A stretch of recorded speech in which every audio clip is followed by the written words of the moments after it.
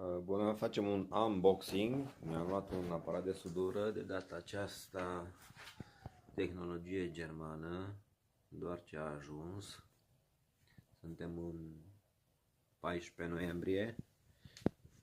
Ce e atelierul meu, într-o zi o să vă prezint și ce vreți despre el.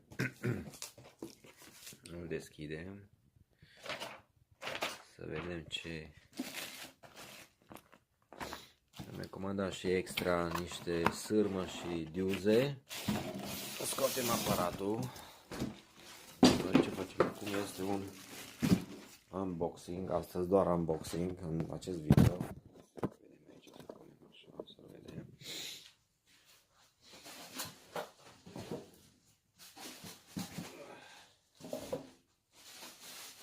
Recenzii foarte bune. În zilele următoare, poate mâine, o să vedem și ce poate aparatul în sine. Astăzi doar unboxing. Așa. În priză se poate băga ca... Nici nu știu cum se pornește. Poate din spate, dar are un buton de pornire.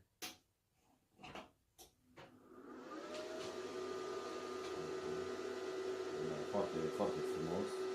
Până aici are pentru sârmă Flux.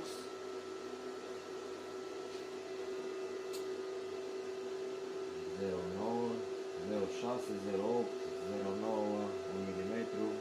Ok. Noi folosim cu 0,8.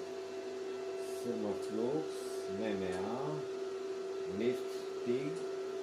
Flux, noi rămânem pe Flux. Prima dată să o probesc cu MMA. Și amperajul foarte, foarte frumos. Hai să vedem dacă se vede bine. Da, se putea și mai bine. Foarte, foarte frumos.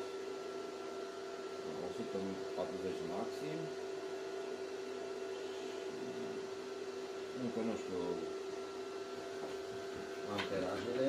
El vine cu un ciocan și cu o perie de sârmă. Așa. Mă gândesc că o să eliminăm un pic gălăgia. Asta este după ce termin lucru să-l acoperi sau să-l transport. Poate să fie și